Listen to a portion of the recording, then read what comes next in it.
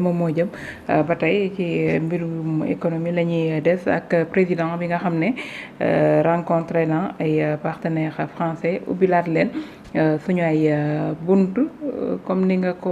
waxee wala ñu ñëw directement ak Pape Oumar Bamba. après ñu ñëw ci yow bu ñu gisee président de la République dem ca France di woowaat investisseurs français yi ngir ñu ñëw mais est-ce que tey appel boobu kese doy na ak ban taxawaay la réew mi war a mun a am ba ñooñu mën a sawar ñëw liggéey ak Sénégal. Effectivement, c'est-à-dire Sénégal suñu position géographique ak même stratégique en termes de diplomatie dañu war a tijjeeku envers tout le monde, tous les pays yoo xamante ni am nañ fa des opportunités d'affaires et d'investissement dañ ko soxla. suñu koom-koom day daf ko soxla nous avons besoin des investisseurs étrangers pour que ñu ñëw investir ci réew mi yokk richesse réew mi jeunes yi am ci liggéey état bi gis ci boppam ci wàllu impôt yeneen ak yeneen donc c'est très important loolu suñu koom-koomu réew jamono ji la ko gën a soxla. léegi ci biir loolu dafa am xam nga ñun nous faisons partie des pays dont seen économie dafa faible lu mel ni pays yu nekk ci sous-région beeg ñun. su demee ba nga nekk ci situation bu mel noonu da ngay viser les pays yoo xamante ni au moins on peut espérer que ni suñ la jàppalee ci sa koom-koom li nga ci bëgg lu ëpp di nga ko ci am lu mel ni Chine moo tax le voyage du président avant le président il y avait avant le premier ministre il y avait le président qui était en Chine. Son voyage aussi en Turquie c'est une très bonne chose. Maintenant ces voyages-là doivent man wax naa ko il y a pas longtemps être orienté plus vers la chancellerie occidentale quoi qu'il en soit dañ leen soxla surtout ñu am ci un partenaire stratégique un partenaire boo xam ne dañu am des liens historiques muy la France dëkk la boo xamante ni même si am nañu passé boo xamante ni c'est entaché par la colonisation et autres teewul am nañu taxawaay aussi ci ñun boo xamante ni lu baaxang ci lépp bonul parce que passé bi am na lu ci bon am na lu ci loo xamante ni vraiment c'est lu ñuy regretter la mais fu ñu toll nii dañoo xam ni français yi amal nañ ñu njëriñ ci lu bari tey soo jëlee France mu nekk notre meilleur partenaire même. Actuellement parce qu'il nous a colonisé. Si. Et ces liens historiques que nous avons avec la France dafa dëgër ci lépp dafa dem ba ci langue bi dem ci culture bi dem ci lépp tey soo jëlee il y a 200 000 Sénégalais qui vivent en France. Il y a 17 000 étudiants sénégalais qui sont en train de se former en France donc gis nga représentativité bu sénégalais yi am ci territoire français bi di fa liggéey di fa gagner seen doole ainsi de suite donc c'est lu rafet la le président de la République dem fa faire appel à mooy discours bu mu def Roland Garros mu nekk un excellent discours que j'applaudis inviter leen à ce qu'ils viennent investir au Sénégal parce que Sénégal daf ko soxla donc maintenant lu mel noonu soo ko soxlaa ñi ngay waxal da ngay wax ak ñoom ci diplomatie wax ak ñoom ci anam bu gën a rafet invité leen ci lépp moo tax invité na leen ci stabilité bu ñu am invité na leen ci sécurité invité na leen ci ubbeeku ak ci aar leen ci seen investissement c'est comme ça il est dans son rôle et c'est une chose à apprécier. Maintenant wax ji ci amoon parfois da nga koy dégg mooy li ma wax tout à l'heure ay France dégage ak yooyu ñooñu voilà suñ demee ba nekk dans l'exercice de la réalité dinañ xam ni lu ñu doon wax ak li am en réalité du benn parce que non dañ koy xam. kon la réalité du pouvoir moo leen dab quoi. waaye gis naa ko mu def benn post pour dire que ni nañ ñu wax fan la ñu waxee ni dañuy boycotter la France nañ ñu wax fan la ñuy waxee lii nañ ñu wax fan la ñuy waxee lii mais bon quoi qu'il en soit rek ñu xam ni. loolu moom bu mu ci dugg sax. voilà France suñu partenaire la te partenaire bu baax la ci suñu koom-koom. soo jëlee les chiffres je pense que les entreprises françaises qui sont par leur filiale et tout ça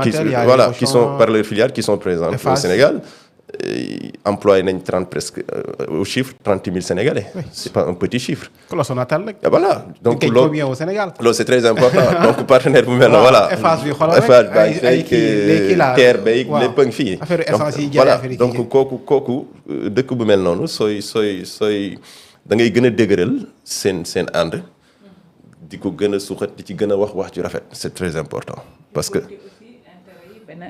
féetoo benn côté. waaw comme parce que peut-être ci lépp li ñu ci doon dénoncé ba taxoon li indi woon. da nga leen di France soxla dégage bi, je pense da nga que leen di loolu soxla ba ci FMI bi da nga leen di soxla. xam nga FMI dafa am ce qu'on appelle bañ ko créer après la conférence de Bretton Woods. dafa am un contrat tacite mooy FMI ku koy jiite. européen lay doon. soo xoolee ku jiite FMI actuellement elle s'appelle Kristalina Georgieva. ku koy jiite FMI. day nekk européen kuy jiite banque mondiale mooy nekk américain c'est un contrat tacite qui n'est pas formel. loolu nag moom war nañ ko xoolaat moom. waaw gars yi bëgg nañ ko xoolaat d'ailleurs. gars yi bëgg nañ ko xoolaat ñu ngi ci xoolaat maintenant ci contrat tacite boobu. et puis FMI gis nga les quotes-parts dafa am pays gis nga pays selon sa quote-part nu mu toll. mooy li ngay on va dire li ngay joxe li ngay participer ci FMI. dafa am 5 pays yoo xamante ni ñoo ci ëppale lu mel ni États-Unis qui est à 17,7%. lu mel ni Japon qui est à 6,5%. lu mel ni France qui est à 4,51%. lu mel ni Allemagne ñooñu dañ ci am quote-part bu am solo ba pare ñu am ci doole. donc quasiment dañ ci am sax seen voix yu ñu ciy am mooy ëpp doole yeneen pays yi donc loo tax luñ ci mën a décider ak luñ ci mën a def yeneen ñi mënuñu ko def donc tey suñu meilleur partenaire sooy xool sax ci mu jàppale ñu ci lu jëm ci FMI c'est la France. parce que am na ci doole. am na sax ñuy traduire. si voilà dem na fa que loolu peut-être loolu bokk na ci sujet de discussion yi même su ko ci bokkee lu baax la parce que mën nañu ci taxawu quand même mën nañu ci jàppale soo xoolee avant ki jiite xam nga ku jiite le directeur FMI mooy jiite le conseil d'administration parce que soo xoolee FMI nu ñu ko structuré dafa am les gouverneurs am conseil d'administration. am direction bi mooy DG directeur général u FMI am les missions mooy ñëw ci suuf ci organigramme bi laa la wax quoi nuñ ko defee. léegi ci biir loolu gouverneurs yi dañu déléguer seen pouvoir au conseil d'administration du FMI te conseil d'administration FMI bien que pays membres yëpp am nañ ci kii mais ñu ci ëpp doole pour décider mooy ni ma la wax lii mooy les Américains et la chancellerie occidentale donc ñooñu. am nañ ci doole am nañ ci taxawaay ba lépp luñ ci bëgg seen kàddu seen voix moo ci ëpp doole te France ci la bokk te ñun am nañ proximité boobu ak France boo xam te ni mën nañu dooleel ci lu jëm ci loolu mën nañu ci jàppale ba lépp luñ ci bëgg ak FMI mu gën a oyof ci ñun et je pense que dinañ ñu taxawu ci loolu parce que quand même on en a besoin actuellement avec le FMI. Sinon, parce que la décision n'est pas encore prise avec le Fonds monétaire international. Hein. On attend la décision du conseil d'administration. Après, ils vont décider. Voilà, mën nañ décider accompagner ñu ba peut-être tegal ñu ay mesures yu xaw a dëgër. ne ñu lii ak lii. Éthiopie xaw ma. si ñoom dañ koy def. waaw dañ lay exige dañ la naan defal léegi dañ la jàppale ci lii maintenant lii ak lii ngay def nii ci anam yi lañ ko bëgg lu mel ni jëm ci subvention yi mën nañ leen ne par exemple subvention yi ngeen def ci énergie bi. loolu moom yàgg nañ ko mën nañ ko wàññi wala ñu dakkal ko te su boobaa dina metti. et que l'État a fait des efforts. mais le plan de redressement là bi premier ministre présenté peut-être mën na doon offre de soulagement parce que ñoom ñu bëri sax. c'est une très bonne chose. prévoir nañ ko ne bu ñu ñëwee aussi ñoom ils vont proposer. am na suñuy wax plan structurel ak yooyu noonu mais je pense que yeneen la. tout à fait c'est une très bonne chose. xam nga le plan de redressement def nañ ko avant mission bi di yegsi. waaw à quelques mois. ñoom dañ apprécier plan bi dinañ ko lire dinañ gis ni actuellement ci moo tax apprécier nañ ko sax ci fiscalité durable bi ñuy wax ci appréciation yi di nga gis ni ñii et puis c'est très important nga gis ni ñii lu ñuy bëgg voilà ci nga taxaw ko sa koom-koom en termes de fiscalité am na loo xam ne fekk si nga leen ci et ça nous a permis ñun ñu trouver ay niche fiscale yu bees même su fekkente ni mën nañ ko gën a yokk sax d'ailleurs am na yoo xamante ni peut-être dinañ ci ñëw mais c'est une très bonne chose et puis def nañ ko ba nga xam ni nu muy laalee le pouvoir d'achat des ménages du ci kii même si indirectement dina leen laal mais dina wàññeeku na ba nga xam ni nuñ ko war a fu ñu bëgg a dem wuti fa xaalis ci anam yu bari nuñ ko defee anam yu ñu ci réfléchir lu ci bari baax na même s'il y a 1-2 points où je ne suis pas d'accord lu mel ni ci relèvement d'importation de l'âge d'importation des véhicules boobu je ne l'intègre pas lu mel ni tey mënoon nañ dugal les amendes sur l'incivilité mooy taxer l'indiscipline dans ce pays-là xam nga loolu c'est beaucoup d'argent soo demee dans les pays développés le fait que les gens sont xam nga lu tax ñu correct non moo tax xam nga ñu taxaw ñu am taxawaay bu rafet ci seen doxalin ak seen nekkin mooy dañu xam ni daan yu ñu leen ci daan ci xaalis dafay am doole te dañ koy fay amul du ñu rëcc. Donc dans ce pays-là il est possible de faire ça même par le biais des mobile money Orange Money ak Wave tout le monde en possède quasiment su fekkente ni am na ay daan yoo leen daan ci amaan nga jaarale ko ci lu mel noonu mooy l'occupation anarchique de l'espace public kooku mën nga ci teg ay daan infraction routière yi nit ñi di def mën nga ci teg ay amaan yu am solo yoo xam te ni état dina ci gis boppam sur les incivilités lors ci mbalit bu ñuy sànneeg ci melokaan beeg ci nangam dem ba ci xeex sax nga amande nga teg ci ay amaan nit ñi di ko fay donc yooyu la yoo xamante ni nit ñi dina tax non seulement nga am ci xaalis ba pare discipliner les gens et puis éviter à ce que l'anarchie mu développé wu ba pare le mobilier urbain di nga ko mën a protéger donc sur ce plan-là c'est très important donc c'est pour ça que je disais que kon daal France partenaire la bu kenn mënta kii daal. waaw partenaire bu baax la. suñu meilleur partenaire la d'ailleurs. waxuma sax en termes d'exportation et d'importation mais ci lépp soo leen boolee ñoom ñëpp taxawaay bu ñuy am ci Sénégal France ñun dañ partenaire bu ñu amal histoire la ci histoire bi même su amee lu ci ñagas am na lu ci baax maintenant ñu gën a taxaw lu ci baax gën ko rafetal gën ko développer voilà donc yooyu ne gis sa bopp quoi pour moi loolu moo ëpp solo ko ay France dégage ak ay non yooyu c'est très important France dégage baaxul même le fait que l'armée française quitte ces bases là aussi mënoon nañ trouver d'autres solutions yoo xamante ni peut-être xam nga soo deelee Djibouti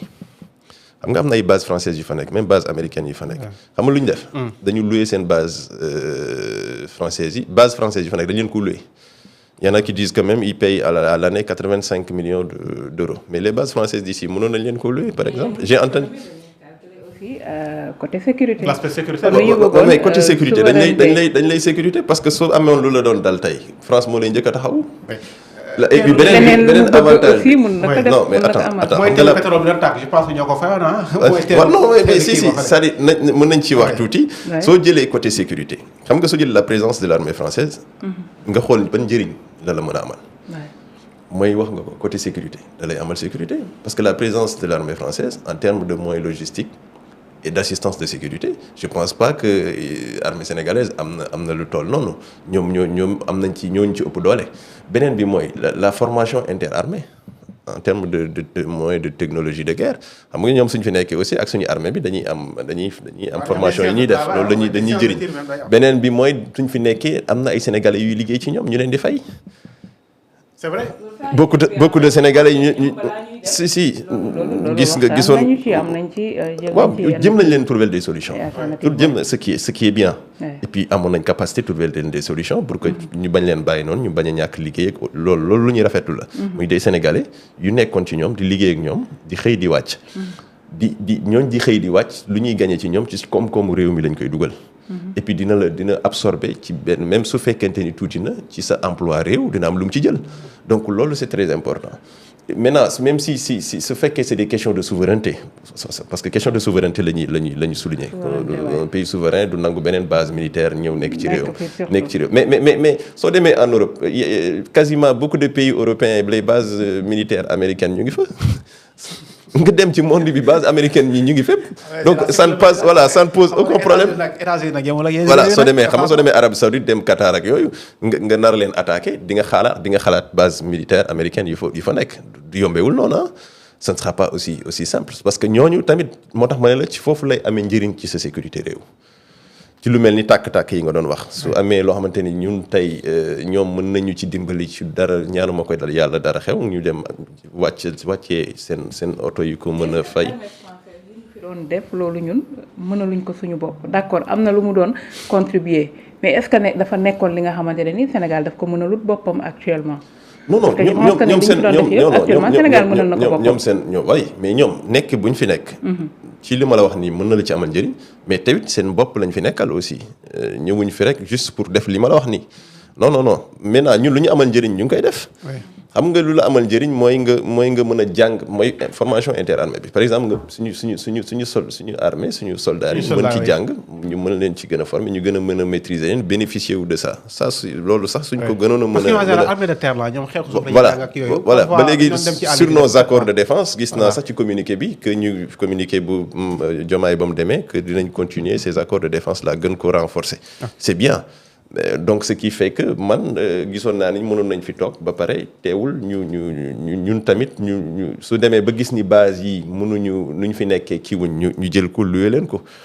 ñu loué ko parce que soo jëlee plan de redressement bi. li leen joxoon na dafa bëri de. waaw li leen joxoon bëri na soo jëlee plan de redressement bi ci assiette foncière base yi soo déggoon le premier ministre ba muy def la présentation dégg nga ko muy wax ni actuellement dañuy wax par le président Diomaye peut-être ak l'armée les autorités de l'armée ñoo opposé wu pour que ñu mën a jël benn assiette foncière bi mën ko def mën ko dugal en session mën ci gagner xaalis soo xoolee plan de redressement bi sax mu ngi ci biir quoi. Je pense que ay à hauteur de quelques dizaines de milliards yi ci nekk je pense 61 62 milliards ci les 3 différentes bases.